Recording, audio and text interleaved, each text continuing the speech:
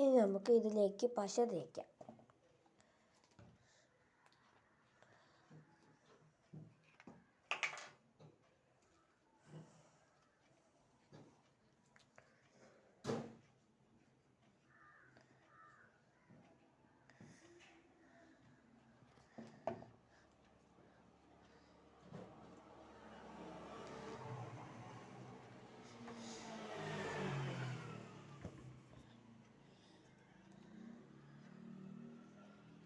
അപ്പുറത്തെ ഭാഗവും കൂടി പശ തേക്കാം നമുക്ക്.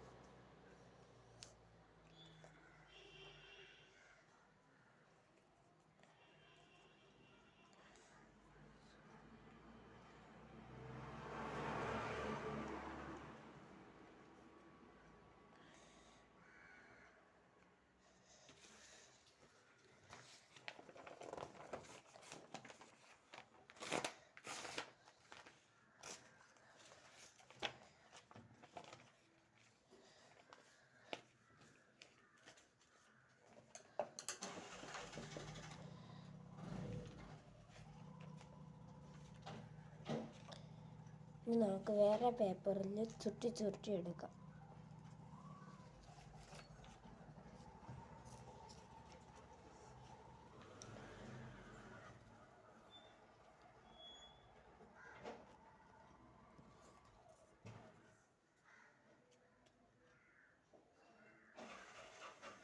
ഇനി നമുക്ക് ഇതിലേക്ക് പശ തേക്കാം.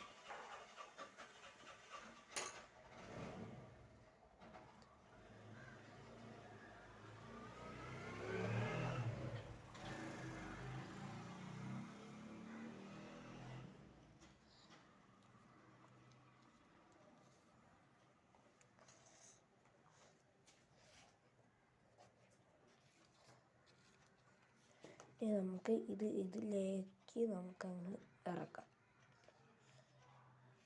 അതിൻ്റെ നടുഭാഗത്തൂടെ ആയിരിക്കണം നമ്മൾ ഇറക്കാം. ഇനി ഇങ്ങനെ കൈ ഇടാനുള്ള ഇത് റിങ് പോലത്തെ ഒരു സാധനം കൂടി ഉണ്ടാക്കാം.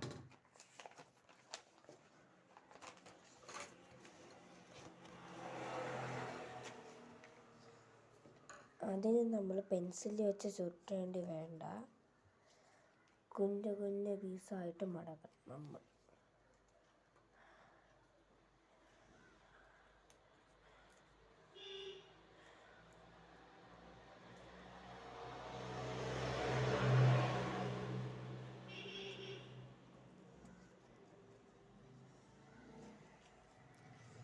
പകുതി ഇവിടം വരെ മടക്കിയാൽ മതി. ഈ 10 മടക്കാൻ കൊണ്ട് മടക്കിയാൽ മതി. ഇത് കഴിഞ്ഞ് നമുക്ക് കട്ട് ചെയ്തെടുക്കാം.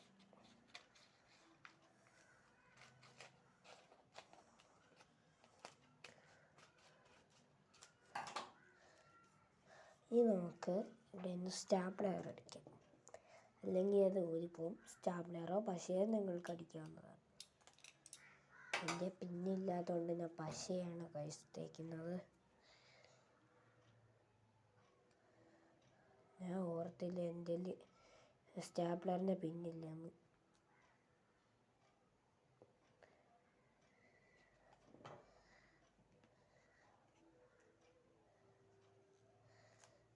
ഇനി നമുക്ക് പശ തേച്ച ഉടനെ ഇങ്ങനെയൊന്ന് നമുക്ക് തേക്കാം.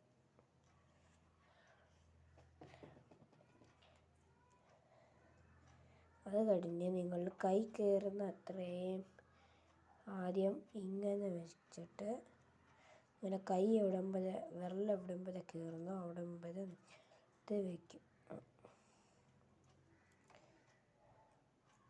എൻ്റെ കൈ ഇവിടം വരെയാണ് കയറുന്നത്, അതുകൊണ്ട് ഞാൻ ഇത്രയാണ് വയ്ക്കുന്നത് ഗൈസ്. നിങ്ങളുടെ കൈയുടെ അളവ് അനുസരിച്ച് നിങ്ങളും വയ്ക്കുക.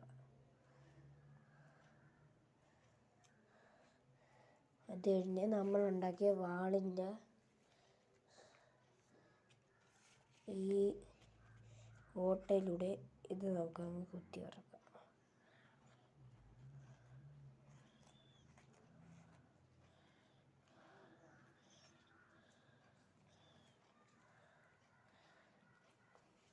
അത് ഇറങ്ങും. ഇതിന് നമുക്കിവിടെ നിന്ന് പശ ഒട്ടിക്കാം.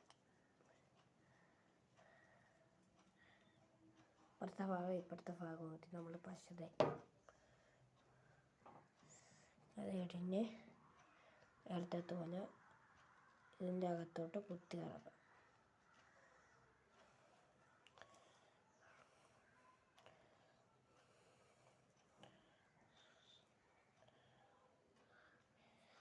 കുത്തി ഇറക്കി കഴിഞ്ഞാൽ അത് ഇങ്ങനെ വേണം ഇരിക്കാൻ. ഈ ഓട്ടയുടെ ഇങ്ങനെ ആയിരിക്കണം ഇരിക്കാൻ.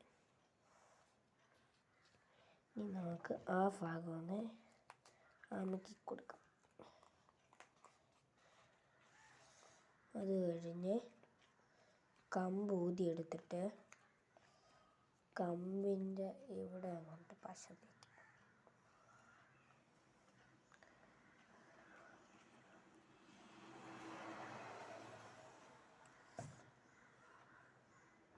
പശ തേച്ച് കഴിഞ്ഞാൽ